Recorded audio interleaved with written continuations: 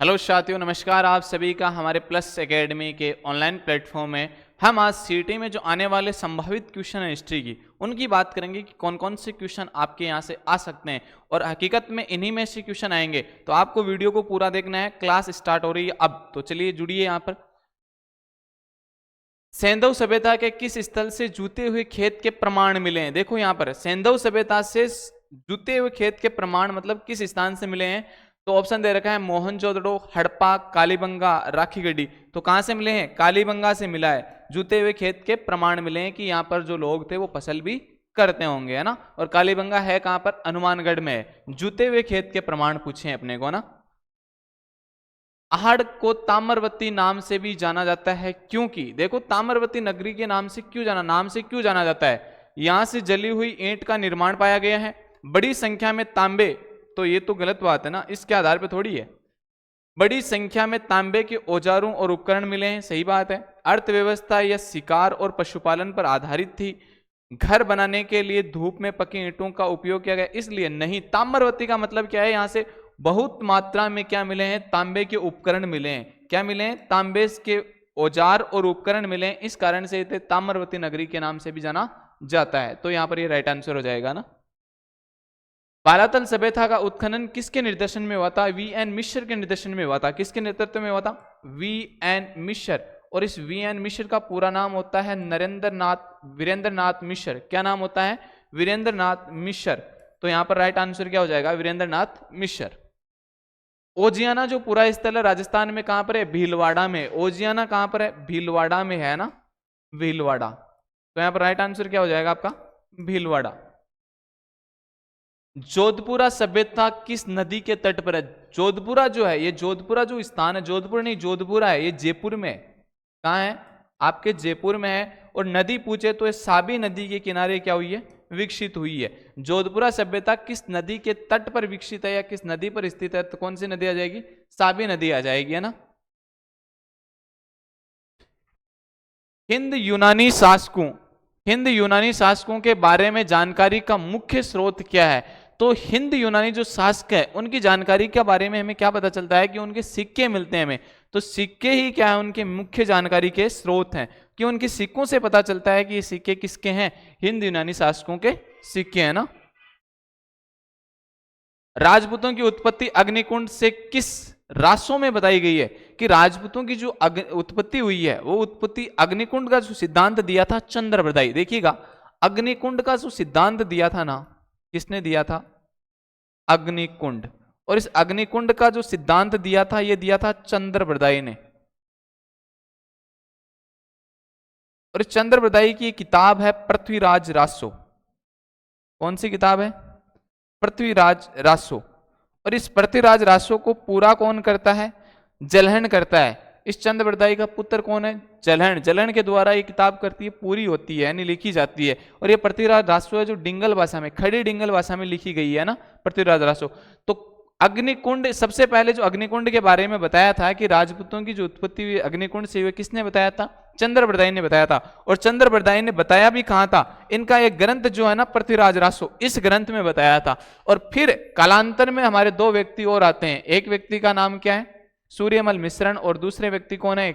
उन दोनों के द्वारा यहां पर क्या किया था? इसका समर्थन किया गया था कि हाँ भाई ये बात सही है।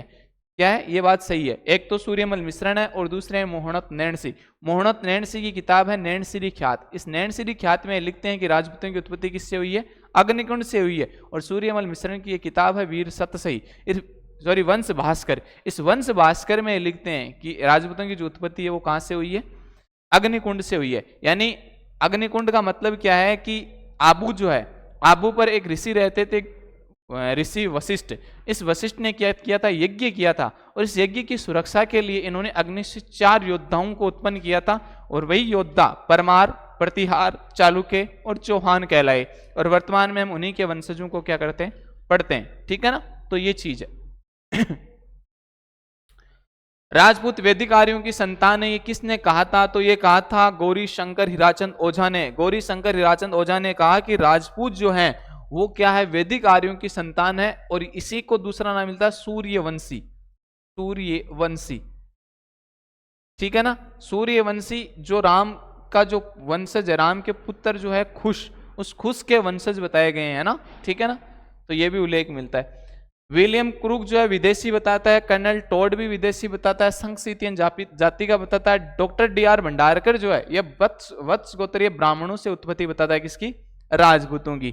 तो ये चीज अपने को ध्यान में रखनी है थोड़ी सी, है ना। प्राचीन शिलालेखों में जालोर किस नाम से जाना जाता है? प्राचीन शिलालेखों में जो जालोर है वो जालोर जाना जाता है जाबालीपुर के नाम से। किस नाम से? जाबालीपुर के नाम से भी जाना जाता है। हाड़ी रानी कर्मावती द्वारा जौहर में प्रवेश करते समय दिए गए भूमि अनुदान की जानकारी किससे मिलती है? हाड़ी रानी कर्मावती जो थी ना, ये कर्मावती देखो 1535 ईस्वी की बात है, 1535 ईस्वी में गुजरात के बहादुर शाह ने चित्तौड़ पर आक्रमण किया था। उस आक्रमण के टाइम पर ये तो कर्मावती थी, इस कर्मावती ने तो जौहर किया था, और सेनापति बाघ सिंह था, उस बाघ सिंह ने क्या किया था? केसरिया किया था, जिस कारण से 1535 ईस्वी में, यहाँ पर 34 में तो पहली बार आक्रमण करता है, लेकिन 35 के अंदर दोबारा फिर से आक्रमण करता है बहादुर शाह। बहादुर शाह जब 35 में आक्रमण करता है तो बाघ सिंह जो था उसने तो क्या किया था? केसरिया। और रानी कर्मावती जो थी, इस कर्मावती ने किया था जौहर। इस कारण से चित्तौड़ में हुआ था दूसरा शाखा, है ना। और इसकी जो जानकारी, इस जौहर करते समय इन्होंने भूमि अनुदान की थी, इसकी जानकारी में 1535 के पूर्व ताम्र अभिलेख में पात्र में मिलता है, पूर्व के ताम्र पत्र अभिलेख में मिलता है। कब का? 1535 का है, ठीक है ना। तो ये चीज भी ध्यान रखनी है। गठियाला शिलालेख में निम्नलिखित में से किस वंश की जानकारी मिलती है? किसमें? गठियाला शिलालेख में। तो गठियाला शिलालेख में तो हमें मंडोर के प्रतिहारों की जानकारी मिलती है भाई। गठियाला शिलालेख में मंडोर के प्रतिहारों की जानकारी मिलती है। और प्रतिहार शासक जो है हरिश्चंद्र, संस्थापक है ना, प्रतिहारों का संस्थापक हरिश्चंद्र है। इस हरिश्चंद्र को गठियाला अभिलेख में रोहिल्दी नाम बताया गया। किसका नाम बताया गया? हरिश्चंद्र का। क्या नाम? रोहिल्दी। राजस्थान में संस्कृत का प्राचीनतम अभिलेख कहां से प्राप्त हुआ है? जो प्राचीनतम अभिलेख है ये गोसुंडी से प्राप्त हुआ है भाई। संस्कृत का जो प्राचीनतम अभिलेख है ये कहां से प्राप्त हुआ है? गोसुंडी से प्राप्त हुआ है ना। और ये चित्तौड़ में को पराजित कर प्रतिहारों ने भीनमाल के राज्य पर अधिकार प्राप्त किया था। तो चावड़ों को पराजित किया था भाई। किसने? चावड़ों को। और भीनमाल को जीता किसने था? ये नागभट्ट प्रथम ने जीता था। नागभट्ट प्रथम। इस नागभट्ट प्रथम ने भीनमाल को जीता, इसी ने मेड़ता को जीता, और इसी ने उज्जैन को जीता था। किसको? उज्जैन। और इसी ने मेड़ता नागौर को जीतकर मेड़ता को क्या किया था? अपनी दूसरी राजधानी भी बनाया था। किसने? नागभट्ट सेकंड ने। कन्नौज शाखा की बात करें तो कन्नौज को नागभट्ट सेकंड ने जीता था, ठीक है ना। तो ये चीज थोड़ी सी ध्यान रख लेना। मंडोर प्रतिहार वंश के किस शासक से वंशावली प्रारंभ होती है? तो मंडोर के किस शासक से? तो रज्जिल से क्या होती है? वंशावली प्रारंभ होती है। जबकि संस्थापक तो कौन है? यह है। प्रतिहारों का जो संस्थापक है वो कौन है? हरिश्चंद्र है। लेकिन जो वंशावली है, यह वंशावली किससे प्रारंभ होती है? वंशावली ये होती है आपकी रजिल से, है ना। ये थोड़ी सी ध्यान रखना बात। एक ही प्रश्न बनता है यहां से कि मंडोर के जो प्रतिहार शासक हैं, उस प्रतिहार शासकों की जो वंशावली है वो किससे स्टार्ट होती है? तो रजिल से शुरुआत बताई जाती है। और हरिश्चंद्र क्या है? इस प्रतिहार वंश के संस्थापक है ना, गुर्जर प्रतिहार के। अभिलेख जो प्रतिहार शासक कक्कुक की आभीरों पर विजय का दावा करता है, कौन सा है? तो वो गठियाला अभिलेख है। कौन सा अभिलेख है? गठियाला अभिलेख है। कौन सा? गठियाला अभिलेख, है ना। कन्नौज पर अधिकार हेतु चले त्रिपक्षीय युद्ध के राजपूताना के किस वंश के शासकों ने भाग लिया था? यानी कन्नौज पर जो त्रिपक्षीय संघर्ष हुआ था, जो युद्ध हुआ था, उसमें जो राजपूताना का जो कौन सा वंश था, कौन सा राजपूत जो वंश था, उसने भाग लिया था। तो गुर्जर प्रतिहार ले लिया था भाई, गुर्जर प्रतिहार ने। देखो इसमें 3 थे मुख्य रूप से। इस त्रिपक्षीय संघर्ष में कितने राजवंश थे? 3। एक तो था आपका उत्तरी भारत का। उत्तरी भारत का तो ये गुर्जर प्रतिहार है ही। एक दक्षिण भारत का आता है राष्ट्रकूट राजवंश। राष्ट्रकूट राजवंश। और एक आपका आता है बंगाल का पाल वंश। कौन सा आता है? बंगाल का पाल वंश। तो ये तीनों के बीच में क्या हुआ था? त्रिपक्षीय संघर्ष हुआ था और इस संघर्ष की शुरुआत करने वाला गुर्जर प्रतिहार शासक कौन था? वत्सराज था। और इस त्रिपक्षीय संघर्ष में अंतिम रूप से जो विजय होता है वो गुर्जर प्रतिहार शासक होते हैं और इन्होंने कन्नौज पर क्या किया था? अधिकार कर लिया था। इस समय नागभट्ट सेकंड था ना, नागभट्ट सेकंड ने कन्नौज पर क्या कर लिया था? अंतिम रूप से अधिकार कर लिया था। तो ये चीज भी आपको याद रखनी है। राजस्थान में प्रतिहार वंश के संस्थापक हरिश्चंद्र की राजधानी थी। तो हरिश्चंद्र की राजधानी क्या थी भाई? मंडोर थी, क्योंकि इन्होंने सबसे पहले मंडोर को क्या किया था? अपना मुख्य क्षेत्र बनाया था, केंद्र बनाया था और इसी को क्या कर लिया था? राजधानी बनाई थी। किसने? हरिश्चंद्र ने। गुहिल वंश का पहला शासक कौन था? तो देखो गुहिल का वैसे तो गुहादित्य आता है, लेकिन यहाँ पर गुहादित्य नाम नहीं है, यहाँ पर सबसे पहला शासक पूछा। अब तो इस आधार पे हम क्या करेंगे? बप्पा रावल करेंगे, क्योंकि इन सब में सबसे पहला कौन बना है? बप्पा रावल बना है। बप्पा रावल के बाद में सारे बने। बप्पा रावल के बारे में कहा जाता है कि हारित ऋषि का क्या था? शिष्य था। और हारित ऋषि की ये क्या करते थे? गायें चराते थे। और ये पाशुपात जो संप्रदाय था उसका अनुयायी था, यानी ये शिव का बड़ा भक्त था। और इसने उदयपुर के पास कैलाशपुरी एक गांव पड़ता है, वहां पर क्या किया था? एकलिंगनाथ जी का मंदिर बनवाया था। और एकलिंगनाथ जी के मंदिर बनवाने के बाद में उसे कहा था कि भाई अब हम तो क्या हो गए? आपके दीवान है, यहाँ के राजा तो आप हैं और हम तो आपको क्या है? दीवान। तो एकलिंगनाथ जी को अपना दीवान मानकर क्या करते थे? शासन करते थे, है ना। राणा रतन सिंह की रानी पद्मिनी का गोरा व बादल से क्रमशः क्या रिश्ता था? तो रतन सिंह जो पद्मिनी थी, इस पद्मिनी का गोरा बादल से क्या रिश्ता था? तो ये चाचा भाई लगते थे। क्या लगते थे? चाचा भाई। तो यहां पर आंसर क्या हो जाएगा आपका? चाचा भाई, है ना। और आपस में वो क्या थे? आपस में काका भतीजा थे। गोरा बादल आपस में क्या थे? काका भतीजा। लेकिन पद्मिनी के साथ में क्या लगता था? चाचा और भाई का रिश्ता लगता था। महाराणा कुंभा द्वारा रचित ग्रंथ संगीत राज है कितने रत्न कोशों में? तो संगीत राज मुख्य रूप से कितने भागों में बटा हुआ है भाई? 5 भागों में बटा हुआ है। कितने भागों में? 5 भाग। तो आंसर क्या हो जाएगा? 5 भाग। संगीत राज ये जो ग्रंथ है ये संगीत का सिरमौर ग्रंथ बताया जाता है। कुंभा के द्वारा लिखा गया ग्रंथ। एग्जाम में बार बार ये क्वेश्चन आता है, वेरी वेरी इंपॉर्टेंट कर लेना, यहां से क्वेश्चन पक्का छपेगा, ठीक है ना। सारंगपुर का युद्ध कब लड़ा गया था? सारंगपुर का जो युद्ध हुआ था, देखो सारंगपुर का जो युद्ध हुआ है ये युद्ध राणा कुंभा वर्सेज महमूद खिलजी फर्स्ट के मध्य हुआ था।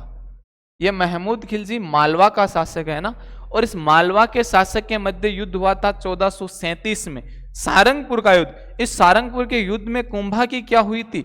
विजय हुई थी। और विजय होने के बाद में इसको क्या किया था? बुरी तरह से पीटा था, 6 महीने तक कैद कर लिया। और इसी के उपलक्ष्य में कुंभा ने क्या किया था? विजय स्तंभ का निर्माण करवाया था। सारंगपुर विजय स्तंभ का क्या करवाया था? निर्माण करवाया था। किस विजय के उपलक्ष्य में? तो ये उपलक्ष्य विजय कौन सी थी? सारंगपुर युद्ध की। सारंगपुर युद्ध हुआ था ना, इसके उपलक्ष्य में कुंभा ने विजय स्तंभ का निर्माण करवाया था, जो कितनी मंजिल है? 9 मंजिला भवन है। और इसकी बाद में 9वीं मंजिल टूट गई थी, जिसका निर्माण स्वरूप सिंह ने करवाया था, पुनर्निर्माण, ठीक है ना। राणा सांगा व बाबर के मध्य निर्णायक युद्ध हुआ था, खानवा का युद्ध। खानवा का युद्ध कब हुआ था भाई? तो 1527 ईस्वी में एक युद्ध होता है खानवा का युद्ध। कौन सा युद्ध? खानवा का युद्ध। राणा सांगा मेवाड़ का शासक था, versus Babar.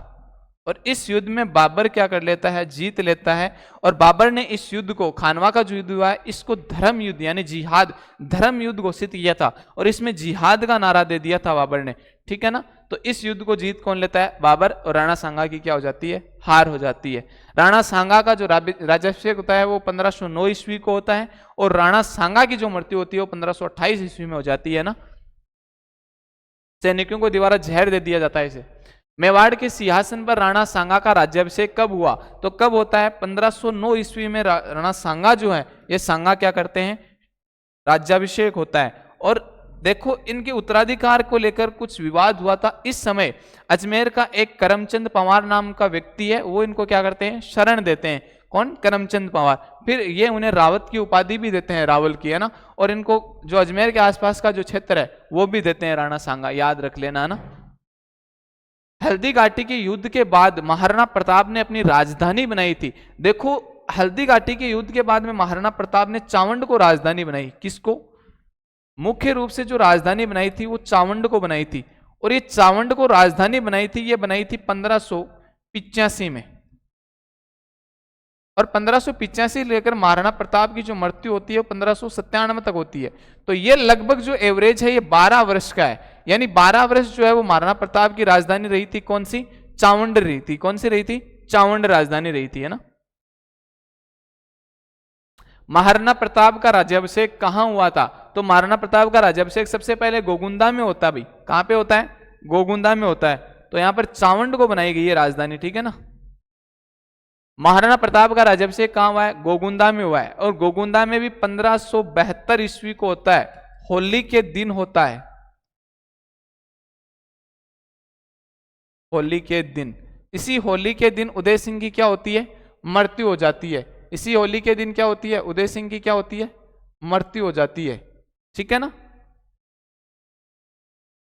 Colonel James Tod ने किस युद्ध को मेवाड़ का मैराथन कहा है? कि कर्नल जेम्स टोड ने किस युद्ध को मेवाड़ का मैराथन कहा है? ये कर्नल जेम्स टोड आता ही रहेगा, बार बार आता ही रहेगा कर्नल जेम्स टोड। किसी भी युद्ध में मान लो, किसी भी इमारत में मान लो, किसी भी व्यक्ति के बारे में ये अपना मत देता ही रहेगा, क्योंकि इतिहास का पिता भी कहा जाता है ना। राजस्थान के इतिहास का पिता जनक किसे कहा जाता है? कर्नल जेम्स टोड को कहा जाता है, क्योंकि सबसे पहले राजस्थान के इतिहास की जो विधिवत जानकारी दी थी वो किसने दी थी? कर्नल जेम्स टोड ने दी थी। किस बुक में दी थी? तो इनकी बुक आती है annals and activities of Rajasthan. इस बुक में क्या थी? इतिहास की जानकारी दी थी। कर्नल जेम्स ने मेवाड़ का मैराथन जो है वो दिवेर का युद्ध है। इस दिवेर के युद्ध को कहा जाता है, हुआ कब था? 1582 ईस्वी में होता है। कब होता है? 1582 में। किस किस के बीच में होता है? तो ये अकबर,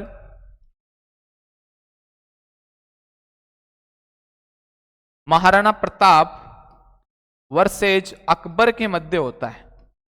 वर्सेज अकबर के मध्य होता है। और इस प्रताप की जो सेना का सेनापति था या सेना का जो नेतृत्व किया था वो किसने किया था? अमर सिंह ने किया था। अमर सिंह। इसमें जो महाराणा प्रताप की ओर से जो सेनापति था वो सेनापति कौन था?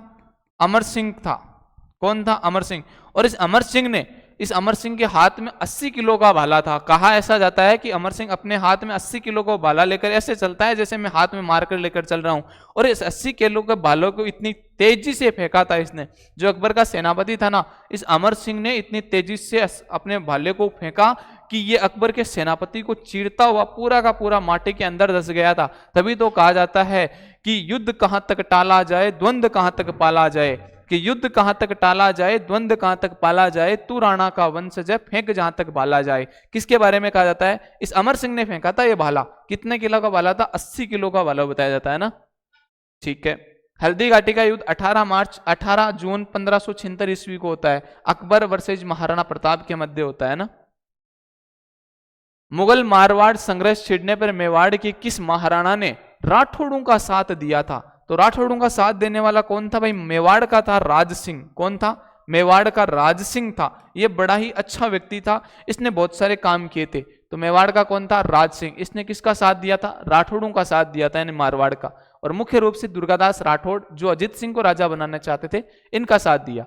मेवाड़ की किस राजकुमारी को 1810 में मेवाड़ की किस राजकुमारी को 1810 में आमिर का पिंडारी के द्वारा की सलाह पर जहर दे दिया गया था? तो वो कुमारी कौन सी थी? कृष्णा कुमारी। ये देखो कृष्णा कुमारी विवाद हुआ था। ये विवाद क्या हुआ था कि इस टाइम पर जो मेवाड़ के शासक थे वो थे भीम सिंह। कौन थे?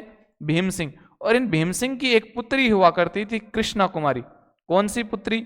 कृष्णा कुमारी। और ये कृष्णा जो कुमारी थी, इस कृष्णा कुमारी की सगाई की गई थी। मारवाड़ शासक भीम सिंह था, उस मारवाड़ शासक भीम सिंह के साथ में सगाई कर दी।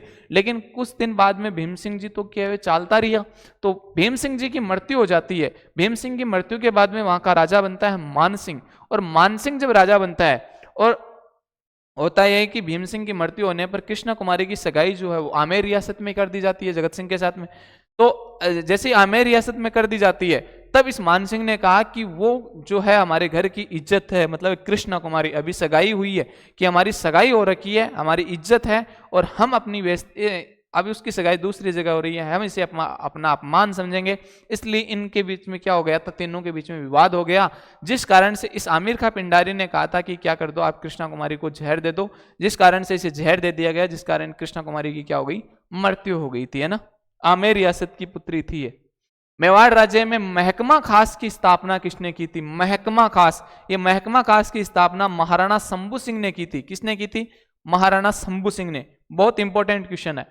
औरंगजेब की मृत्यु तक अपने को स्वतंत्र करने का प्रयास करने वाला राजपूत राज्य था, कौन सा राजपूत राज्य था जो औरंगजेब की मृत्यु तक अपने आप को क्या करने का प्रयास कर रहा था, स्वतंत्र करने का।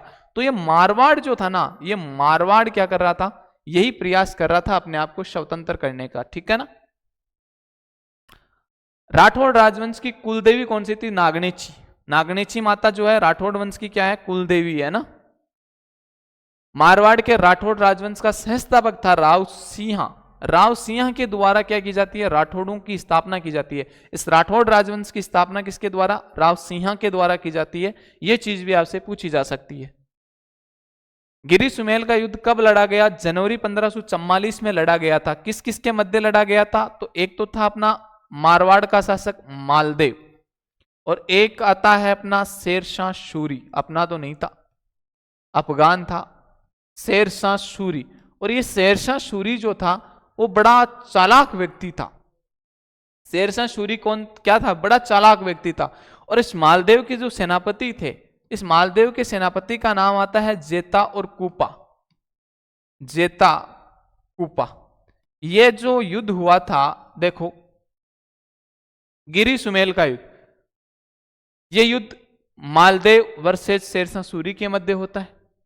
इस युद्ध में होता यह है कि मालदेव के दो सेनापति होते हैं, जेता और कूपा। बड़े ही बहादुर, बड़े ही ईमानदार, बड़े ही तेजस्वी ये सेनापति थे। तो इस शेरशाह सूरी को यह पता चल गया था कि हम बिना किसी छल विद्या के तो युद्ध जीत नहीं पाएंगे। तो इसने क्या किया, इस जो दोनों सेनापति थे जेता और कूपा, इस जेता और कूपा के सेनापति थे, इनकी जो इनका रहने का जो स्थान था, तो इनके स्थान पर रहने का जो स्थान था, यानी इनका जो क्या बोलते हैं खेमे थे, उस खेमे में 20-20 हजार जो स्वर्ण मुद्राएं थी वो रखवा दी। और रखवाने के बाद में एक पत्र लिखते हैं, और पत्र लिखने पर ये लिखते हैं कि आपके जो दोनों सेनापति हैं जेता और कूपा, वो मुझसे मिल चुके हैं, उन्होंने मेरे साथ में मित्रता कर ली है, और आपकी हार निश्चित हो गई है। अगर आपको ये चीज यकीन नहीं हो रहा है कि वो हमारे साथ मिल गए हैं, तो आप उनके खेमे चेक कर लीजिए, आपको वहां पर कुछ मुद्राएं भी मिलेंगी जो उन्होंने हमसे ली हैं। तो इस प्रकार से ये क्या करता है, जैसे मालदेव को ये पत्थर मिलता है और दुर्ग के बाहर छोड़ देते हैं, जैसे ही मालदेव वहां से गुजर रहा है तो मालदेव को ये पत्थर मिल जाता है। मालदेव ने जैसे ही पत्थर देखा, पत्थर देखने के बाद में मालदेव ने अब यकीन तो करेगा, वेरीफाई तो करेगा, तो मालदेव जाता है इनके खेमे में भेजता है किसी व्यक्ति को, और जैसे इनके खेमे में जाते हैं तो वहां से 20-20 हजार रुपये सोने की स्वर्ण मुद्राएं मिल जाती है। मिलते ही मालदेव जो है, मालदेव को पता, मालदेव ये सोच लेता है कि ये इनसे मिल गया, और मिलने के बाद में मालदेव तो यहां से क्या करता है, भाग जाता है, और बिना लड़े ही भाग जाता है। और ये जेता कूपा यहाँ पर, इसको बाद में पता चलता है कि बात ये हुई है कि हमारे ऊपर क्या हुआ है, विश्वासघात का आरोप लगा है। तो ये जेता और कूपा इस शेरशाह सूरी से इतनी बहादुरी के साथ में युद्ध लड़ते हैं, बिना बहुत खतरनाक तरीके से, कि ये जेता और कूपा इस शेरशाह सूरी की गर्दन काटने ही वाले थे। इतने में तो शेरशाह सूरी ने नमाज का धारण कर लिया कि नमाज पढ़ रहा हूं मैं, नमाज पढ़ने लग गया था, और इतने में इनकी जो और सेना, बाकी जो सेना थी वो आ गई थी सहायता के लिए, नमाज पढ़ रहा था तब तक। तभी तो इस शेरशाह सूरी ने इसी विजय के उपलक्ष्य में कहा था कि मैं मुट्ठी भर बाजरे के लिए हिंदुस्तान की बादशाहत खो देता, यानी मैं मुट्ठी भर जो ये मारवाड़ रियासत कितने का हिंदुस्तान की रियासत के सामने, मैं उसके लिए क्या कर देता, पूरी हिंदुस्तान की बादशाहत खो देता, क्योंकि मैं काम आ जाता अभी यहाँ पर, ये मेरे को मार देते। तो ये थे जेता और कूपा, बड़ी बहादुरी के साथ में युद्ध लड़ा था इन्होंने ना। राठौड़ शासक जो 52 युद्धों का नायक और 58 परगनों के शासक के रूप में प्रतिष्ठित है, कौन सा प्रतिष्ठित है, तो 52 युद्धों के नाम से जाना जाता है मालदेव। 52 युद्धों का विजेता किसे कहा जाता है, मालदेव को कहा जाता है। इस मालदेव ने अपने पिता गंगा की हत्या की थी, गंगा की हत्या की थी, और यही मालदेव जो है, यह मालदेव राणा सांगा की 4000 सैनिक सहायता लेकर, सांगा की सहायता खानवा के युद्ध में, खानवा के युद्ध में सहायता, सांगा की सहायता, यानी ये 4000 सैनिक सहायता लेकर आते हैं और किसकी सहायता करते हैं? राणा सांगा की। और इस समय मालदेव जो है ये राजा नहीं थे, राजा कौन थे? गांगा थे। यानी मारवाड़ का वह शासक जिसने 4000 सैनिक सहायता देकर राणा सांगा का सहयोग किया, तो क्या आंसर आएगा? राव गांगा। अगर ये आ जाए कि ये खानवा के युद्ध में राणा सांगा की सहायता किसने की, तो मालदेव आया था युद्ध लड़ने के लिए 4000 सैनिक सहायता लेकर, है ना। मारवाड़ के चंद्रसेन ने मुगलों से संघर्ष के लिए किस स्थान पर सेना को संगठित किया था? तो ये भद्राजूण में किया था। कहां पर किया था? भद्राजूण को चुना था। और इस चंद्रसेन ने छापामार युद्ध प्रणाली अपनाई थी, छापामार युद्ध प्रणाली, जिसमें लुक लुक के यानी छिप छिप के वार किया जाता है, जिसमें सामने वाले दुश्मन को दिखता नहीं है और उसके मतलब ये फाड़ियां वगैरह थी, इनमें छुप छुप के वार किया जाते हैं ना। तो छापेमार युद्ध प्रणाली अपनाई थी किसने? चंद्रसेन ने। मारवाड़ का भूला बिसरा नायक किसे कहा जाता है? तो मारवाड़ का भूला बिसरा नायक किसे कहा जाता है?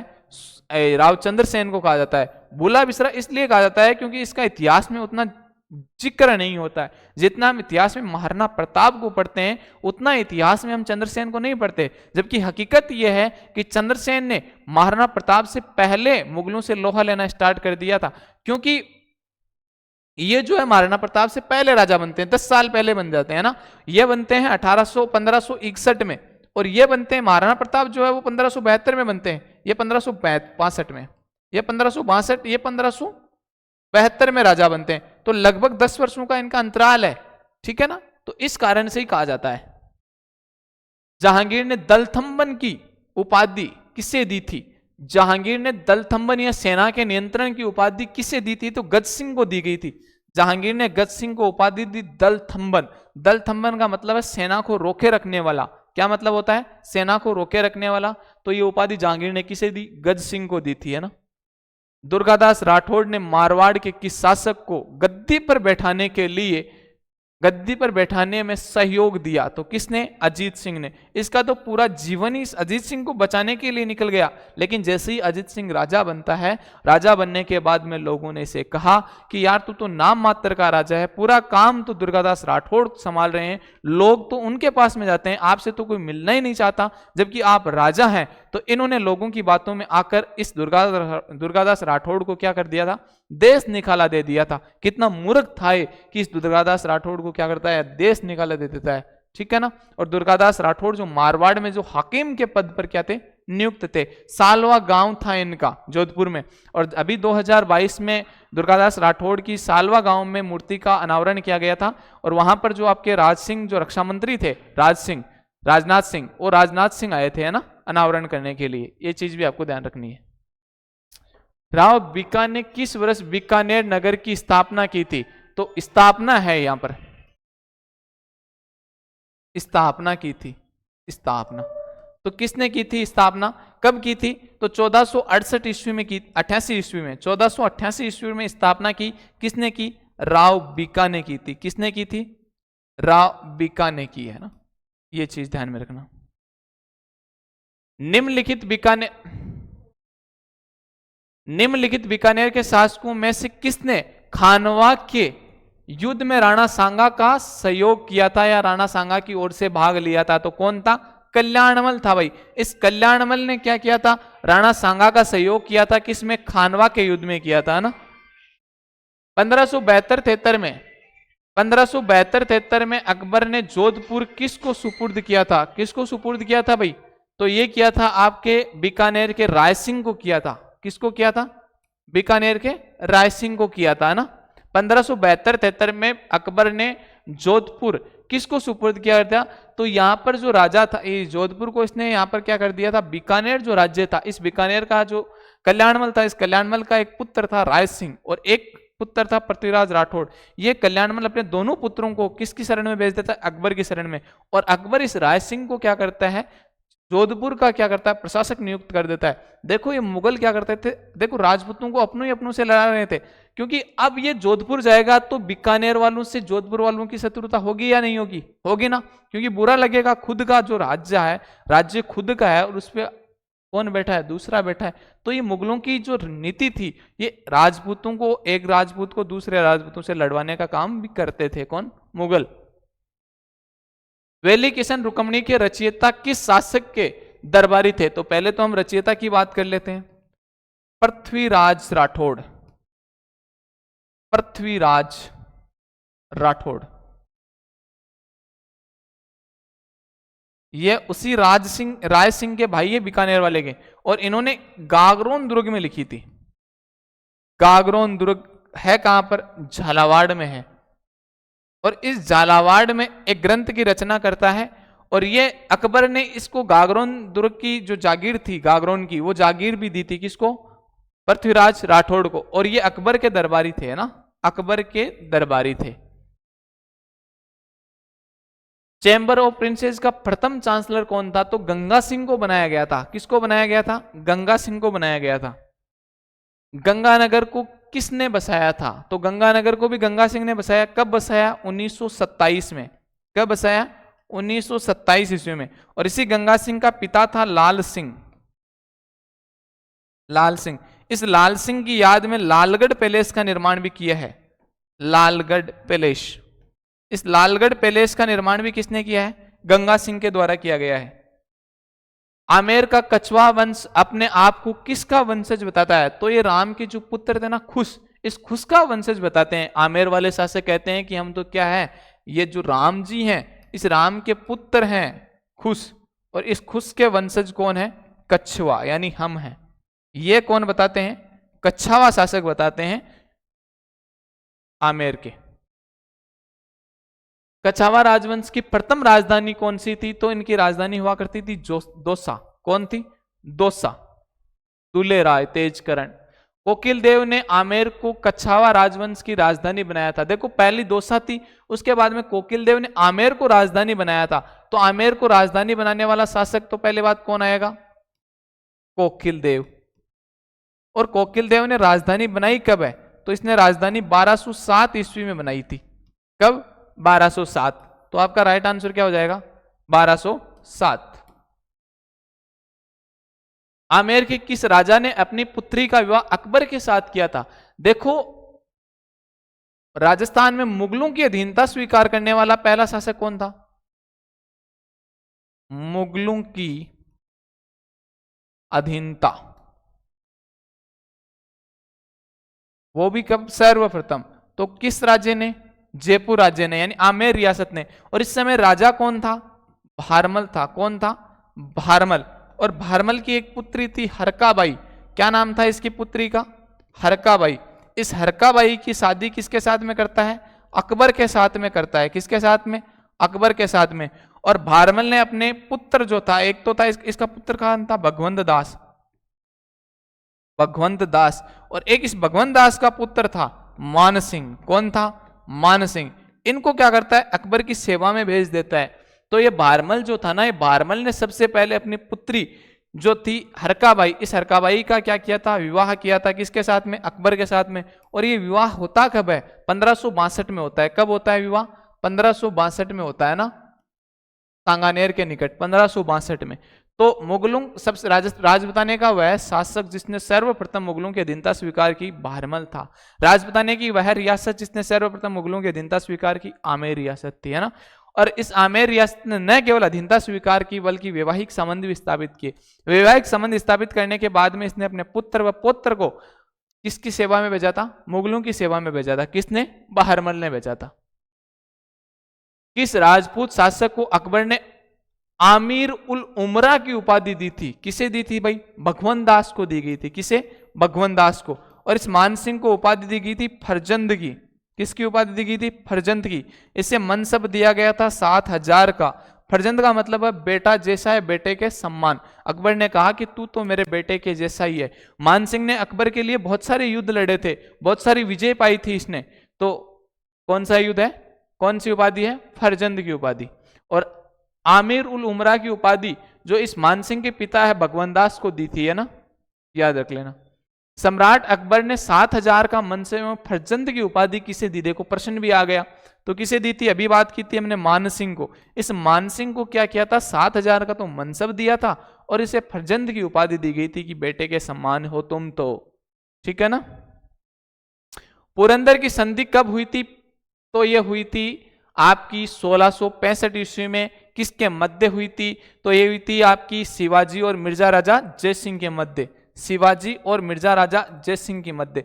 देखिएगा शिवाजी थे मराठा, और ये मिर्जा राजा जो है ये किसकी ओर से गए थे? ये औरंगजेब की ओर से गए थे, मुगलों की ओर से गए थे। तो ये मुख्य रूप से संधि जो हुई है वो मराठा और मुगलों के मध्य हुई है। लेकिन यहाँ पर आपको पूछा है ऑप्शन, वैसे मतलब औरंगजेब का नेतृत्व कौन कर रहा है? तो मिर्जा राजा जय सिंह करता है। तो आंसर कौन सा आ जाएगा? शिवाजी और मिर्जा राजा जय सिंह के मध्य कौन सी संधि हुई? पुरंदर की संधि हुई थी, है ना। जयपुर की स्थापना सवाई प्रताप सिंह करता है, और कब करता है? 1727 ईस्वी में करता है प्रताप सिंह, है ना। जयपुर के किस शासक ने ब्रज निधि उपनाम से, यानी ब्रज निधि के नाम से भी क्या करते थे? कविताएं लिखते थे। कौन? स्वाई प्रताप सिंह। इस स्वाई प्रताप सिंह जो कविताएं लिखते थे वो किस नाम से लिखते थे? ब्रज निधि से। यदि देखो ये जो कविताएं लिखने वाले जो होते थे ना जो कविताएं करने वाले होते थे वो अपनी कविताओं में अपना नाम कुछ और लिखते हैं। जैसे हमारे फतेहपुर के एक साहित्यकार हुए हैं नयामत खान। कौन है? नयामत खान। इस नयामत खान का एक ग्रंथ है, ग्रंथ कौन सा है? कायम रासो। कायम रासो। और ये जो कायम रासो है ये जो है ये अपना जो नाम है ये नाम क्या लिखते हैं कविताओं में? ये जान कवि लिखते हैं। क्या नाम लिखते हैं? जान कवि। तो इस कारण से जो कविताएं करते थे ये अपना नाम कविताओं में कुछ और लिखते थे, यानी अलग नाम लिखते थे। तो ब्रज निधि के नाम से कौन करते थे? सवाई प्रताप सिंह करते थे। वेरी वेरी इंपॉर्टेंट क्वेश्चन है, ये आ सकता है, ऐसा ही क्वेश्चन छपेगा। तुंगा का युद्ध किसके मध्य लड़ा गया था? तो प्रताप सिंह और महादजी सिंधिया के मध्य युद्ध लड़ा गया था। किसके मध्य? प्रताप सिंह और महादजी सिंधिया के मध्य ये युद्ध क्या किया था? लड़ा गया था, तुंगा का युद्ध, है ना, याद रख लेना। आमेर का जगत शिरोमणि मंदिर किसकी याद में बनवाया था? आमेर का जो मंदिर है जगत शिरोमणि मंदिर, यह मंदिर बनवाता कौन है? सबसे पहले तो मानसिंह था ना, मानसिंह। इसकी पत्नी का नाम था अमरावती। इस मानसिंह की पत्नी के द्वारा यह बनवाया गया और यह जगत सिंह की याद में बनवाया गया था। जगत सिंह की याद में। इस मानसिंह की पत्नी का नाम था कनकावती। कनकावती। और इस कनकावती के द्वारा यह बनवाया गया था। और इस किसके लिए? जगत सिंह। इसका पुत्र था जगत सिंह। ये क्या हो जाती है? इसकी मृत्यु हो जाती है। इसकी मृत्यु के उपलक्ष्य में कौन बनवाती है? कनकावती बनाती है, जो मानसिंह की क्या थी? पुत्री। मानसिंह की क्या थी? पत्नी थी, है ना। तो जगत सिंह की याद में बनवाती है, ठीक है ना। शाकंभरी के चौहान वंश की नींव डालने वाला शासक था। शाकंभरी में चौहान वंश की नींव किसने डाली थी? तो शाकंभरी में चौहानों की नींव जो वासुदेव चौहान है, इस वासुदेव चौहान को ही क्या कहा जाता है? चौहानों का संस्थापक कहा जाता है। और सबसे पहले इन्होंने सांबर को क्या किया था? अपना सांबर कह दूं या शाकंभरी, या हम इसे कहते हैं सपाद लक्ष। सपाद लक्ष। तो ये जो सारे नाम है वो सांबर के नाम मिलते हैं ना। यहाँ ये इसको राजधानी बनाता है, और सॉरी ये इनका क्या होता है? मुख्य क्षेत्र होता है ना। और यहाँ पर इन्होंने चौहान वंश की स्थापना की थी। आना सागर का निर्माण किसके द्वारा करवाया गया था? तो आना सागर का निर्माण, आना सागर जो झील, आना सागर झील का निर्माण करवाया था अर्णोराज के द्वारा। इन्हें आनाजी के नाम से भी जाना जाता है, आनाजी के नाम से, है ना, ठीक है ना। सोमेश्वर नामक, सोमदेव नामक कवि किस राजा के दरबारी? देखो सोमदेव थे ना, इनके द्वारा एक ग्रंथ लिखा गया था, ललित विग्रह राज। कौन सा ग्रंथ? ललित विग्रह राज। ये जो ललित विग्रह राज ग्रंथ लिखा गया ये किसके द्वारा? ये सोमदेव के द्वारा लिखा गया था, ठीक है ना। और इस सोमदेव के द्वारा लिखा गया था। ये दरबारी विद्वान किसका था? विग्रह राज चतुर्थ का था। किसका है? विग्रह राज चतुर्थ का है। और इस ग्रंथ में विग्रह राज चतुर्थ के प्रेम प्रसंग की क्या मिलती है? जानकारी मिलती है। तो राइट आंसर क्या हो जाएगा? विग्रह राज चतुर्थ। यानी सोमदेव जो व्यक्ति है किसका दरबारी विद्वान है? तो विग्रह राज चतुर्थ का दरबारी विद्वान है। पृथ्वीराज तृतीय चौहान वंश की किस शाखा से संबंधित थे? देखो चौहानों की सबसे पहले जो स्थापना होती है वो स्थापना होती कहाँ है? सांबर में होती है। कहां पर होती है? सांबर। फिर सांबर से यहां से दो शाखाएं निकली, एक जाती है नाडोल और एक आपकी जाती है अजमेर, ठीक है। अजमेर में कौन करता है? अजय राज करता है स्थापना, अजय राज। और यहां पर जो है यहां पर कौन कर देता है, तो यहां पर नाडोल में करता है लक्ष्मण देव। कौन करता है, लक्ष्मण देव चौहान करता है। ये 950 ईस्वी के आसपास, 960 ईस्वी के आसपास, क्योंकि ये 950 ईस्वी में तो यहां से निकल जाता है। ये वाकपति राज के पुत्र थे, जो लक्ष्मण देव है ना, वाकपति राज के पुत्र थे। ये 950 ईस्वी में तो यहां से निकल जाता है, लेकिन निकलने के बाद में यहां तब आकर जब स्थापना करता है चौहान वंश की, तब समय हो जाता है लगभग 960 ईस्वी के आसपास का समय रह जाता। तो सांबर से निकला तो ये मुख्य रूप से अजमेर, इसी अजमेर में बाद में आगे चलकर पृथ्वीराज तृतीय बने, लेकिन यहां पर अजमेर आपको दिया नहीं है। तो ये अजमेर आए कहां, अजमेर वाले कहां से आए थे, सांबर से आए थे। तो सांबर का दूसरा नाम क्या होता है, सपादलक्ष। क्या होता है, सपादलक्ष। और इसी सपादलक्ष को हम क्या बोलते हैं, शाकंभरी। ठीक है ना, तो आंसर क्या हो जाएगा आपका, शाकंभरी। यानी जो अजमेर, जो पृथ्वीराज चौहान तृतीय है, वो किस शाखा से संबंधित थे, तो शाकंभरी शाखा से संबंधित थे, यानी चौहानों की। भंडारकों का पूर्णतः दमन निम्न में से किसने किया था, तो ये पृथ्वीराज चौहान तृतीय ने किया था। किसने, पृथ्वीराज चौहान तृतीय ने। समय की बात करें तो 1182 ईस्वी के आसपास की बात है कि यहाँ पर इसने क्या किया था, भंडारकों का सबसे पूर्णतः दमन कर दिया था। किसने, पृथ्वीराज चौहान तृतीय ने। और किसके पुत्र थे, सोमेश्वर के पुत्र थे। कब राजा बने थे, ये 1177 ईस्वी में राजा बनते हैं। इनके पास में घोड़ा था नाट्यरंबा। क्या नाम था इनके घोड़े का, नाट्यरंबा। इनकी माता का नाम क्या था, कर्पूरी देवी थी, है ना। तो ये इनके जो प्रधानमंत्री थे कदम्बवास, इनके सेनापति का नाम था ना। तो ये चीजें भी आपको ध्यान में रखना है। और विश्व की प्रथम महिला संरक्षिका कौन बनी थी, कर्पूरी देवी जो थी ना, ये इनकी संरक्षिका बनती है। देखो ये इनका जो जन्म है, ये जन्म होता है 1166 ईस्वी में। ये राजा बनते हैं 1177 ईस्वी में। मात्र 11 वर्ष की आयु में क्या करते हैं, राजा बनते हैं। तो 11 वर्ष की आयु में इनकी संरक्षिका जो है, वो संरक्षिका कौन बन जाती है, ये संरक्षिका बनती है इनकी माता कौन है, कर्पूरी देवी। ये कर्पूरी देवी क्या होती है, इनकी संरक्षिका बनती है। और संरक्षिका बनने वाली जो प्रथम महिला है, ना कि राजस्थान की, ना केवल भारत की, बल्कि विश्व की जो प्रथम महिला है, वो कौन सी है, कर्पूरी देवी है। तो आपसे क्वेश्चन आ जाए कि संरक्षिका बनने वाली प्रथम महिला कौन सी है, तो कर्पूरी देवी है। पृथ्वीराज चौहान तृतीय का समकालीन चालुक्य शासक, देखो ये चालुक्य जो मुख्य रूप से थे, ये गुजरात में थे। और गुजरात में पृथ्वीराज समय के टाइम की बात करें तो यहां पर थे भीमदेव सेकंड। भीमदेव सेकंड, ये भीमदेव सेकंड था। और इस भीमदेव के साथ में एक युद्ध भी हुआ था, नागौर का युद्ध, जिसे हम बात करते हैं नागौर का युद्ध, 1184 ईस्वी की बात है। इस युद्ध में इस पृथ्वीराज चौहान तृतीय ने इस भीमदेव को क्या कर दिया था, बुरी तरह से पीटा था। और यहाँ पर विवाद का कारण था, एक इच्छिनी राजकुमार थी। इस राजकुमारी के कारण क्या हुआ था, विवाद हुआ था दोनों में।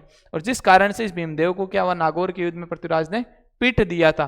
तो यहाँ पर चालुक्य शासक कौन था, भीमदेव सेकंड इसके समकालीन है। किसके, पृथ्वीराज चौहान तृतीय के, है ना। रणथंभौर के चौहान राजवंश का संस्थापक कौन था, तो देखो रणथंभौर जो है अजमेर, अजमेर के बाद में एक शाखा, ये जो अजमेर है, इस अजमेर से एक शाखा निकलती है और वो जाती है रणथंभौर। रणथंभौर, और ये रणथंभौर में जो चौहानों की स्थापना करते हैं, वो करते हैं 1194 ईस्वी में होती है। कब होती है, और होती करते कौन है, गोविंदराज।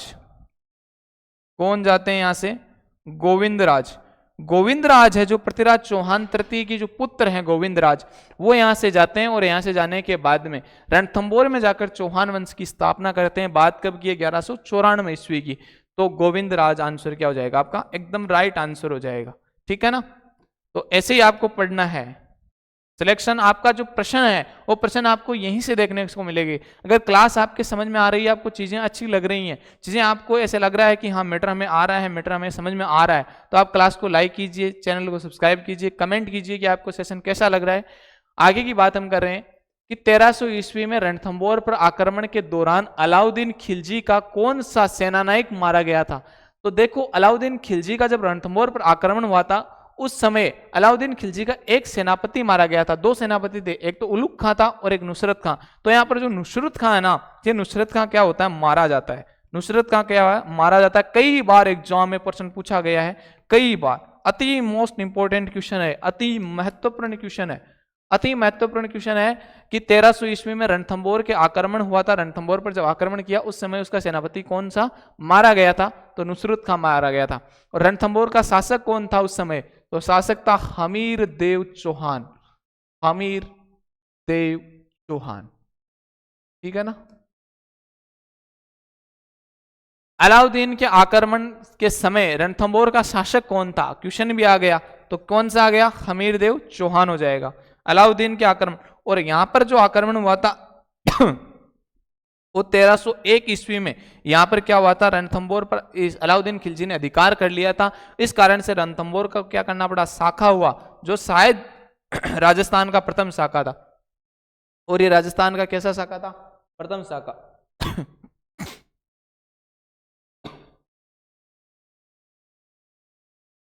जालोर के चौहान वंश की शाखाओं का संस्थापक कौन था? जालोर में जो चौहानों की जो शाखा थी उसकी स्थापना कब किसने की थी? कीर्तिपाल ने की थी। किसने की थी? कीर्तिपाल ने की थी। लगभग बताया जाता है 1181 ईस्वी के आसपास में कीर्तिपाल ने चौहान जो वंश थी, इस चौहान वंश की स्थापना जालोर में की थी। और चौहान जो जालोर है, इस जालोर का अंतिम जो प्रतापी चौहान शासक था वो कौन था? कानरदेव चौहान था। और जालोर में चौहानों की कौन सी शाखा थी? सोनगरा शाखा थी, है ना, सोनगरा शाखा। अलाउद्दीन खिलजी के जालोर विजय के समय वहां का शासक कौन था? तो जालोर का शासक कौन था? कानरदेव था। कौन था? कानरदेव, कानरदेव चौहान। हुंजा नामक घोड़ा किसका था? तो हुंजा नामक घोड़ा बूंदी के शासक थे उमेद सिंह। इस उमेद सिंह को क्या था?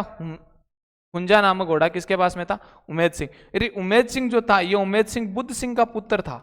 इसका पुत्र था बुद्ध सिंह। अब देखो यहां पर होता क्या है कि इस बुद्ध सिंह के पहले कोई उत्तराधिकारी नहीं होता है, इसका कोई पुत्र नहीं होता है। बुढ़ापे में जाकर ये पुत्र होता है कौन सा? उमेद सिंह। और इसके कोई पुत्र नहीं होता है, तो एक दिन ऐसे ही दरबार बैठा लगा था, उस दरबार में ये आया तो 2-3 जो इसके मंत्री वगैरह थे वो एकदम उदास थे, मायूस थे। तो इस बुद्ध सिंह ने पूछा कि भाई जश्न चल रहा है, आप इतने उदास क्यों? तो इसने कहा मैं क्या उदास हूं, पूरी बूंदी उदास है। तो इस बुद्ध सिंह ने कहा ऐसी क्या बात हो गई? तो इसने कहा कि महाराज कल को आप तो चले जाएंगे, आपके जाने के बाद में हमारा कौन है, हमारा कौन धनी है? तो इसने कहा भाई बात तो सोचने वाली है। तो इसने कहा क्या किया जाए इसमें, तो मैं ही क्या कर सकता हूँ भाई, पुत्र नहीं हो रहा तो नहीं हो रहा है, बेटियां तो बहुत सारी हो रही है लेकिन पुत्र नहीं हो रहा है। तो इस बुद्ध सिंह को इन लोगों ने सजेशन दिया, इन जो यहाँ के जो मंत्री वगैरह था इसके, इन लोगों ने सजेशन दिया कि यहाँ पर एक व्यक्ति था दलेल सिंह। कौन था? दलेल सिंह। दलेल सिंह, कि इस दलेल सिंह को आप क्या कर दो? राजा बना दो। तो इस दलेल सिंह को यहां पर क्या कर दिया है? राजा बना दिया गया था। और इस दलेल सिंह को राजा बनाने के बाद में बुद्ध सिंह के बुढ़ापे में एक पुत्र होता है जिसका नाम क्या है? उमेद सिंह। तो फिर इस बुद्ध सिंह की जो पत्नी थी वो उमेद सिंह, और बुद्ध सिंह और उसकी पत्नी दोनों ही इस उमेद सिंह को, भाई आपका तो खुद का ही होता है ना भाई, ये तो कोई और है, ये तो उत्तराधिकार है ही नहीं। लेकिन अब खुद के जब पुत्र हो गया है तो कायदे से तो वही राजा बनना चाहिए। तो इन्होंने कहा, तब इसने इनके जो लोगों ने विरोध किया, तो लोगों ने विरोध किया तो जो बुद्ध सिंह था, ये बूंदी रियासत जो थी, इस बूंदी रियासत ने मराठों को संदेश भेजा कि आप हमारी क्या कीजिए, सहायता कीजिए, हमारे पुत्र को राजा बनाने में हमारी क्या कीजिए, मदद कीजिए। तो सबसे पहले बूंदी रियासत ने मराठों को आने के लिए आमंत्रित किया था। तो यहां से क्वेश्चन आता है, बहुत सी बार क्वेश्चन आता है कि राजस्थान में सबसे पहले किस रियासत में मराठों का आगमन हुआ? तो वो रियासत कौन सी थी? बूंदी थी। और उस समय शासक कौन थे? बुद्ध सिंह थे। और आगमन क्यों हुआ? तो बुद्ध सिंह के उत्तराधिकार को लेकर क्या हुआ था? युद्ध हुआ, आगमन हुआ था किसका? मराठों का। और ये जो दलेल सिंह है, हुरडा सम्मेलन हुआ 17 जुलाई 1734 को, इसमें बूंदी की ओर से भाग लेने वाला शासक भी कौन है? दलेल सिंह है। व्यक्ति कौन है? दलेल सिंह है। हुरडा सम्मेलन जिसकी अध्यक्षता जगत सिंह ने की थी, है ना, द्वितीय ने। जाला जालिम सिंह के बारे में कौन सा कथन सही नहीं है? कोटा राज्य का शासन पूर्णतः उनमें निहित था, बात एकदम सही है। उसने पिंडारियों के साथ मित्रतापूर्वक संबंध स्थापित की, बात बिल्कुल सही है। वह कोटा का फौजदार एवं महान कूटनीतिज्ञ था, बिल्कुल सही बात है। वह कोटा राज्य का शासक था, नहीं, यह गलत हो जाएगा। कोटा राज्य का शासक नहीं था, वह तो कोटा का क्या था? दीवान था। तो यह बात आपकी क्या हो जाएगी? गलत। तो राइट आंसर क्या हो जाएगा? 4 नंबर, क्योंकि आपको सही पूछा है, नहीं पूछा है कि सही नहीं है, तो ये सही नहीं है। कोटा का शासक ये नहीं है। चीनी यात्री फैनसांग, चीनी यात्री जिसने भीनमाल की यात्रा की थी, तो ह्वेनसांग ने की थी भाई, ह्वेनसांग। और ये ह्वेनसांग भीनमाल आता है, देखो भीनमाल जो है, भीनमाल आता है आपका जालोर में। कहां पर आता है? जालोर में। और इस जालोर का जो भीनमाल, इस भीनमाल का एक प्रसिद्ध व्यक्ति है उद्योतन सूरी, उद्योतन सूरी। और इस उद्योतन सूरी ने एक ग्रंथ लिखी है कुवल्यमाला, कुवल्यमाला। ये जो ग्रंथ है ये 18 भागों में विभक्त है, 18 भाषाओं में। इसे मरुवाणी भी कहते हैं, मरुवाणी के नाम से भी जानी जाती है। तो आपको ये ध्यान रखना है कि उद्योतन सूरी के द्वारा जो लिखा गया ग्रंथ है वो कौन सा है? कुवल्यमाला ग्रंथ है। कौन सा है? कुवल्यमाला ग्रंथ है ना। 1818 ईस्वी में कंपनी की ओर से राजपूत राज्यों से संधि करने वाला अधिकारी था, तो चार्ल्स मेटकोप था। कौन था? चार्ल्स मेटकोप। जो यहाँ पर राजपूत जो शासक थे, इन राजपूत शासकों के साथ में जो संधि करने वाला जो अधिकारी था वो कौन था? चार्ल्स मेटकोप था।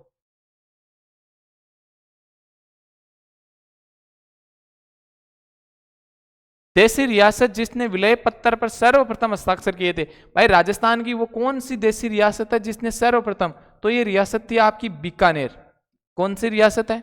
बीकानेर रियासत ने सर्वप्रथम क्या किया था? विलय पत्र पर हस्ताक्षर किया था। और इस जो यहाँ पर जो है एक कौन बोलते हैं आपको, क्या है ये, एकीकरण करने का जो जिम्मा, रियासती विभाग बनाया गया था एकीकरण करने के लिए, उस रियासती विभाग के जो अध्यक्ष थे वो सरदार पटेल थे। और यहाँ पर जो है इसके जो पटेल थे, इस पटेल ने कहा था कि आपने देश के इस नाजुक समय में महाराणा ने देश की बड़ी सेवा की है। किसके संदर्भ में कहा था? बीकानेर शासक के संदर्भ में कहा था। किसके शासन के समय कहा था? बीकानेर के शासक के समय कहा था ना। आंसर, राजस्थान में ईस्ट इंडिया कंपनी के साथ संधि करने वाला अंतिम राज्य था। कौन सा अंतिम राज्य था? सिरोही था। इस सिरोही ने कब की थी? 1923 में की थी। कब की थी? 1923 में क्या की थी? संधि की थी, है ना। बिजोलिया किसान आंदोलन को व्यापक प्रचार देने वाले समाचार पत्र प्रताप के संपादक कौन थे? भाई प्रताप के द्वारा, प्रताप जो समाचार पत्र था वो किसके द्वारा निकाला जा रहा था? गणेश शंकर विद्यार्थी के द्वारा निकाला जाता था ना। गणेश शंकर विद्यार्थी क्या करते थे? इसका संपादन करते थे। तो ये जो, और ये गणेश शंकर विद्यार्थी का जो समाचार था प्रताप, इस प्रताप ने बिजोलिया जो किसान आंदोलन था उसको व्यापक रूप दिया था, यानी इसको पूरे भारत में, पूरे राज्य में फैलाने का काम किसने किया था? प्रताप का जो समाचार पत्र है, ये प्रताप समाचार पत्र किसका है? गणेश शंकर विद्यार्थी का है, इसी ने किया था। और इसमें जो प्रकाशन करवाया था बिजोलिया के किसानों की जो मांगे थी, उनके साथ में जो लागबाग थी, ये करवाई थी विजय सिंह पथिक के द्वारा, है ना। तो ये चीज भी आपको ध्यान रखनी है। बिजोलिया आंदोलन के विषय में निम्नलिखित में से कौन सा कथन सही है? करण सिंह ने किसानों पर 64 कर लगाए थे। राव गोपाल सिंह बिजोलिया के सरदार थे। इसका नेतृत्व साधु सीताराम, देखो 64 कर नहीं लगाए थे। राव गोपाल सिंह बिजोलिया के सरदार नहीं थे। इसका नेतृत्व साधु सीताराम दास ने किया था, बिल्कुल सही बात है। यह आंदोलन नहीं, यह आंदोलन तो 1897 ईस्वी में स्टार्ट हुआ था और 1941 तक चला था। कब तक चला था? 1941 तक चला था। तो 1897, ये गलत है ना, 1897 में स्टार्ट हुआ था ना। तो यहाँ पर राइट आंसर क्या हो जाएगा? कि इसका नेतृत्व करता, एक ही सही है भाई इसमें, इसका नेतृत्व करता साधु सीताराम दास ने किया था, बिल्कुल सही बात है ना। फिर दूसरे चरण में विजय सिंह पथिक आ जाते हैं। फिर तीसरे चरण में रामनारायण चौधरी और रामनारायण चौधरी और माणिक्यलाल वर्मा मुख्य रूप से इसका क्या करते हैं? नेतृत्व करते हैं, ठीक है ना। राजस्थान में किसान आंदोलन के जनक किसको माना जाता है? यानी राजस्थान में किसान आंदोलन का जनक किसे कहा जाता है? तो ये कहा जाता है विजय सिंह पथिक को कहा जाता है। किसे कहा जाता है? विजय सिंह पथिक को। शेखावाटी जकात आंदोलन का नेतृत्व किसने किया था? तो ये किया था पंडित नरोत्तम लाल जोशी ने किया था शेखावाटी जकात आंदोलन।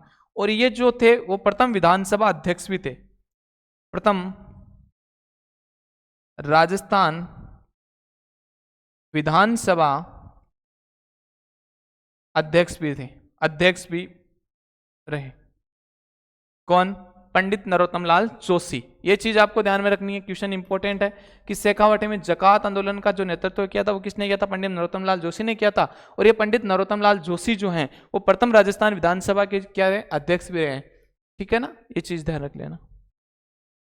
ट्रेंच कमीशन किससे संबंधित है? देखो ट्रेंच जो कमीशन है वो बेंगू किसान आंदोलन से संबंधित है। किससे संबंधित है? बेंगू किसान आंदोलन से संबंधित है। कौन सा? ट्रेंच आयोग। और ये ट्रेंच आयोग आया कब था? ये 1923 में आया था। ये 1923 में बेंगू के जो किसान थे, इन किसानों की जो मांगे थी उनकी जांच के लिए कौन सा आयोग आया? ट्रेंच आयोग आया था। कब आया था ये? ट्रेंच आयोग आया था, ये 1923 में आया था। और इसी ट्रेंच आयोग की सिफारिश में, और यहाँ पर बेंगू किसान आंदोलन जो है इसका नेतृत्व कौन करते हैं? तो दो व्यक्ति आते हैं मुख्य रूप से। एक आते हैं राम नारायण चौधरी, और जो दूसरे व्यक्ति आते हैं वो है विजय सिंह फतिक। विजय सिंह फतिक।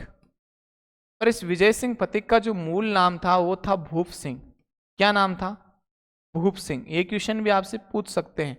अब देखो हुआ क्या कि इस ट्रेंच आयोग की सिफारिश पर इस विजय सिंह को क्या कर लिया था? विजय सिंह जो ये विजय सिंह फतिक है, इस विजय सिंह फतिक को क्या कर लिया था? बंदी बना लिया गया था। और बंदी बनाने के बाद में क्या कर लिया था इसे? 1923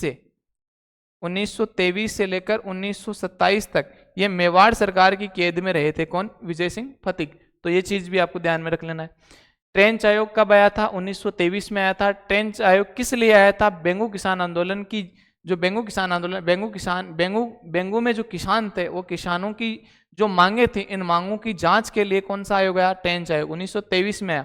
बेंगू किसान आंदोलन का नेतृत्व किसके द्वारा? राम नारायण चौधरी और विजय सिंह फतिक के द्वारा किया गया। इसी ट्रेंच आयोग की सिफारिश पर 1923 में विजय सिंह फतिक को बंदी बना लिया गया, और विजय सिंह फतिक 1923 से लेकर 1927 तक मेवाड़ राज्य की कैद में रहे थे। बूंदी रियासत के बरड किसान आंदोलन का नेता कौन था? तो बूंदी में मुख्य रूप से देखो हाड़ौती क्षेत्र में पंडित नैनूराम शर्मा ही आएंगे। तो आंसर क्या हो जाएगा? पंडित नैनूराम शर्मा। क्योंकि हाड़ौती क्षेत्र में जो मुख्य रूप से जनजागृति फैलाने का जो कार्य किया था वो किसने किया था? पंडित नैनूराम शर्मा ने किया था, है ना। अलवर के किस शासक के समय नींबूचना हत्याकांड हुआ? देखो नींबूचना बहुत भयानक हत्याकांड हुआ था ये, और ये हुआ किसके समय था? महाराजा जय सिंह के समय हुआ था। किसके समय? इस समय कौन थे? महाराजा जय सिंह थे, है ना। राजा कौन थे इस समय? जय सिंह थे। निम्नलिखित में से कौन सी घटना को महात्मा गांधी ने डायर्स के कृत्य से दुगुनी विभत्स कांड बताया है? किस घटना को बताया है? तो अभी अभी हमने बात की थी, यह है आपका नींबूचना हत्याकांड, मई 1925 को। कौन सा? मई 1925 को नींबूचना हत्याकांड होता है ना अलवर में, इसके बारे में बताया गया। महात्मा गांधी ने इसे कहा है डायर के कृत्य से दुगुनी विभत्स कांड बताया है ना। किसको? नींबूचना हत्याकांड को। देख लेना। दूध व खारा किसान आंदोलन किस रियासत से संबंधित था? तो ये बीकानेर रियासत से संबंधित है। दूध व खारा किसान आंदोलन किस रियासत में हुआ है? दूध व खारा किसान आंदोलन तो ये बीकानेर रियासत में हुआ है, ठीक है ना। गोविंदगिरी के नेतृत्व में हुए भील आंदोलन को किस नाम से जाना जाता है? तो इसको भगत आंदोलन के नाम से जाना जाता है। किस आंदोलन को? भगत आंदोलन को नाम से भी जाना जाता है। गोविंदगिरी के नेतृत्व में हुए भील आंदोलन को किस नाम से जाना जाता है? तो भगत आंदोलन के नाम से जाना जाता है, ठीक है ना। किस नरसंहार को राजस्थान की जलियांवाला बाग कहते हैं? तो जो मानगढ़ हत्याकांड हुआ था ना, मानगढ़ पहाड़ी हत्याकांड, इस मानगढ़ पहाड़ी हत्याकांड को ही राजस्थान का क्या कहते हैं? जलियांवाला बाग हत्याकांड कहते हैं। यानी राजस्थान का जलियांवाला, राजस्थान का जलियांवाला बाग हत्याकांड।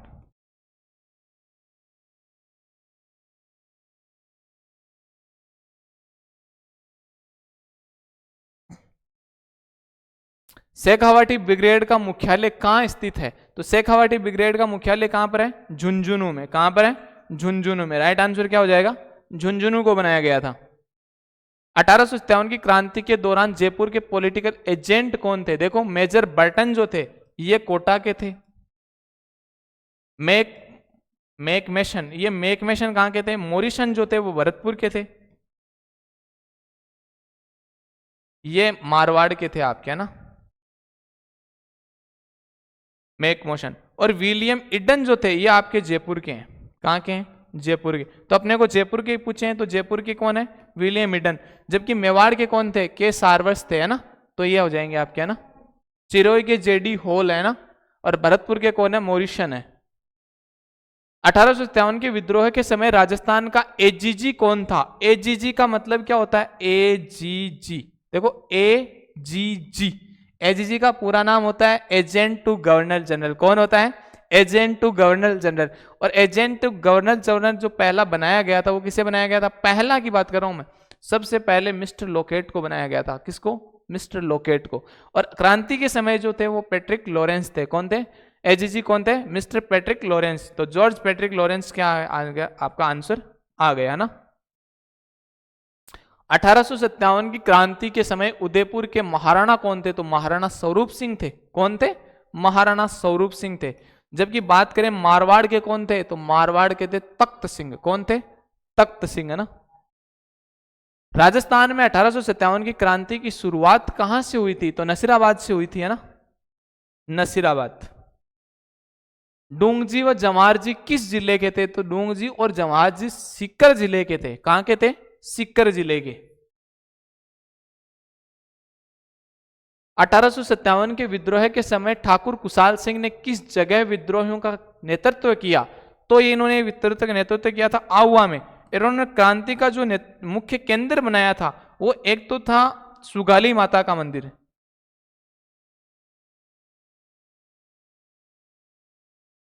सुगाली माता का मंदिर।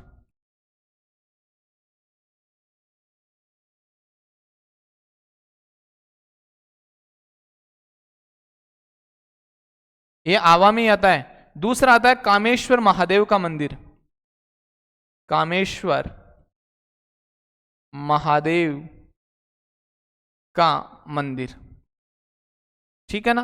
तो ये चीजें आती है, आपको ध्यान रखना है कि सुगाली माता का मंदिर और कामेश्वर महादेव के मंदिर को इन्होंने क्या बनाया था? केंद्र बनाया था क्रांति का। और आवा के जो ठाकुर कुशाल सिंह थे ना, ये जोधपुर राज्य के ही जागीरदार थे, है ना। और इन्होंने सहयोग किसका किया? क्रांतियों का सहयोग, क्रांतिकारियों का सहयोग किया। जोधपुर राज्य के किलेदार को 1857 में आहुआ में क्रांतिकारियों ने मौत के घाट उतार दिया, उसका नाम क्या है? तो उसका नाम है ओनार सिंह या अनार सिंह। कौन, क्या नाम है? अनार सिंह। इसको क्या कर दिया था? मौत के घाट उतार दिया था क्रांतिकारियों ने, क्योंकि बुरी तरह से लड़ते थे ये क्रांतिकारी, तो राजस्थान के थे इतने भयंकर तरीके से, ये भी खतरनाक था। लेकिन इनको क्या हुआ? आवा के जो ठाकुर कुशाल सिंह था, इसने क्रांतिकारियों में जोश बढ़ने का कार्य किया, जिस कारण से क्रांतिकारियों में काफी जोश आया और इस कारण से जोधपुर की जो सेना थी उसको बुरी तरह से पीटा था क्रांतिकारियों ने, ठीक है ना। Rajasthan role in the struggle of 1857 किसने लिखी? ये बुक है, Rajasthan role in Rajasthan role in the struggle of 1857 किसने लिखी थी? तो नाथुराम खड़गावत की है। किसकी है? नाथुराम खड़गावत की ये बुक है, याद रख लेना। जैसलमेर का गुंडाराज पुस्तक, यानी जैसलमेर में क्या चल रहा है? गुंडाराज चल रहा है ना। तो यहाँ पर क्या संविधान के अनुसार शासन चल रहा है, मतलब उस शासनतंत्र क्या हो रहा है यहाँ पर? विफल हो रहा है ना। तो गुंडाराज जो शासन, गुंडाराज जो पुस्तक है ये किसकी है? तो ये सागरमल गोपा की है। किसकी है? सागरमल गोपा के द्वारा लिखी गई पुस्तक है ना। विजय सिंह पथिक का मूल नाम हमने पहले ही बात कर ली है, भूप सिंह था। कौन था? भूप सिंह, जो बिजोलिया किसान आंदोलन में क्या करते हैं? मुख्य नेता, सक्रिय भागीदारी निभाते हैं। और इन्हीं के आग्रह पर जो गणेश शंकर विद्यार्थी है, इस गणेश शंकर विद्यार्थी का जो एक समाचार पत्र है प्रताप, इस प्रताप में इन्होंने क्या किया? इस बिजोलिया के किसानों की जो मांगे थी यहाँ का विवरण दिया, जिस कारण से बिजोलिया किसान आंदोलन को क्या हुआ? राष्ट्रीय ख्याति भी मिली थी, है ना। राष्ट्र में, पूरे राष्ट्र में बिजोलिया किसान आंदोलन फैल गया था ना। जमनालाल बजाज ने स्थापना की थी, जमनालाल बजाज ने स्थापना की थी मेवाड़ प्रजामंडल, जयपुर प्रजामंडल, जमनालाल बजाज सीकर। तो इसने मेवाड़ प्रजामंडल, सॉरी जयपुर प्रजामंडल की स्थापना, एक तो आता है कर्पूर चंद पाटनी और दूसरे आते हैं जमनालाल बजाज, ठीक है ना। 1931 की बात है। राजस्थान का प्रथम प्रजामंडल भी किसे कहा जाता है? जयपुर को ही कहा जाता है। माणिक्यलाल वर्मा किस प्रजामंडल के संस्थापक में से एक हैं? तो ये मेवाड़ के हैं। मेवाड़ के प्रजामंडल की संस्था, मेवाड़ के प्रजामंडल, मेवाड़ जो प्रजामंडल है उसकी स्थापना किस, कौन करते हैं? माणिक्यलाल वर्मा करते हैं ना। किस रियासत में गोकुलभाई भट्ट ने प्रजामंडल आंदोलन का नेतृत्व किया था? तो किस में किया था इसने? तो इसने किया था सिरोही में। किस में किया था? सिरोही में। राइट आंसर क्या हो जाएगा? सिरोही हो जाएगा। राजस्थान संघ के लिए विलय पत्र पर हस्ताक्षर करते समय किसने कहा था मैं अपने डेथ वारंट यानी मृत्यु प्रमाण पत्र पर हस्ताक्षर कर रहा हूं। राजस्थान का वह शासक कौन सा था जो राजस्थान में नहीं मिलना चाहता था और जिसने इस राजस्थान विलय पर हस्ताक्षर, जो एकीकरण हुआ था तब एकीकरण के जो विलय पत्र था उस पर हस्ताक्षर करवाया गया था, तब इसने कहा था कि मैं अपने डेथ जो मृत्यु प्रमाण पत्र है इस पर हस्ताक्षर कर रहा हूं। ये थे आपके बांसवाड़ा के महाराणा चंद्रवीर सिंह, इसने कहा था। और मेवाड़ वालों ने क्या कहा था, मेवाड़ का जो शासक था, मेवाड़ के शासक थे भोपाल सिंह। भोपाल सिंह ने कहा था कि हमारी इच्छा तो हमारे पूर्वजों ने पहले ही निर्धारित कर दी थी कि हम तो यहीं के हैं, यहीं मरेंगे, इसी मिट्टी के लिए जीते हैं, इसी मिट्टी के लिए क्या हो जाएंगे, मर जाएंगे। आजादी के बाद जोधपुर के कौन से शासक अपनी रियासत को एक स्वतंत्र इकाई में रखना चाहते थे? हमने बात कर रही थी कि मारवाड़ का शासक कौन था एकीकरण के टाइम पर, हनवंत सिंह था। और ये हनवंत सिंह क्या करता है, मोहम्मद अली जिन्ना जो पाकिस्तान के नेता हैं उनसे मिलकर इस रियासत को पाकिस्तान, अपनी जो जोधपुर है इस जोधपुर को पाकिस्तान में मिलाना चाहता है। तो कौन है, हनवंत सिंह हो जाएंगे। राइट आंसर क्या हो जाएगा, हनवंत सिंह। 1948 में किन 4 देशी रियासतों को मिलाकर मत्स्य संघ, मत्स्य संघ जो है मत्स्य संघ, इस मत्स्य संघ का निर्माण किया गया था? मत्स्य संघ का निर्माण जो है यह हुआ था 18 मार्च 1948 18 मार्च 1948 को 4 रियासतें प्लस एक ठिकाने को मिलाकर मत्स्य संघ का निर्माण किया गया था। इस मत्स्य संघ के जो राज प्रमुख थे उदय भान सिंह को बनाया गया था। इस मत्स्य संघ के जो उपराज प्रमुख है वो करौली के गणेशपाल को बनाया गया था। इस मत्स्य संघ में प्रधानमंत्री शोभाराम कुमावत को बनाया गया था। उस मत्स्य संघ की जो राजधानी थी वो राजधानी कौन सी बनाई गई थी? इसमें कोटा को राजधानी बनाया गया था, सॉरी अलवर को इसमें राजधानी बनाया गया था। तो ये चीजें आपको ध्यान में रखना है। इस मत्स्य संघ का जो उद्घाटन किया गया था वो एनवी कारगिल के द्वारा किया गया था। और कहाँ किया गया था? भरतपुर के लोहागढ़ दुर्ग में किया गया था। तो मत्स्य संघ से संबंधित सारी बातें हमने कर ली। तो 4 रियासतों के विलय हुआ था, अलवर, भरतपुर, धौलपुर, करौली। याद ऐसे भी रख सकते हो ABCD, ABCD, A से अलवर, B से भरतपुर, D से C से करौली और D से धौलपुर। कितनी अच्छी तरीके से याद रख सकता है ABCD याद रखने की अच्छी ट्रिक है ना। तो आपको ये ध्यान में रखना है कि कौन सी रियासतों को, अलवर, भरतपुर, धौलपुर, करौली रियासत को क्या किया गया था, मत्स्य संघ में मिलाया गया था। तो आज के लिए जितना हम प्रश्न लेके आए थे वो सारे कंप्लीट हो चुके हैं। आप इनको बार बार देखना, एक बार फिर देखना, यहां से ही क्वेश्चन आएंगे तो आपको इनको जो क्वेश्चन है इनके आसपास की चीजें भी थोड़ी सी याद कर लेना, तैयार कर लेना। बाकी आपका पेपर अच्छा होगा, बढ़िया होगा। पढ़ते रहिए, मस्त रहिए। तब तक के लिए धन्यवाद। मिलते हैं अगली क्लास में। जय हिंद, जय भारत।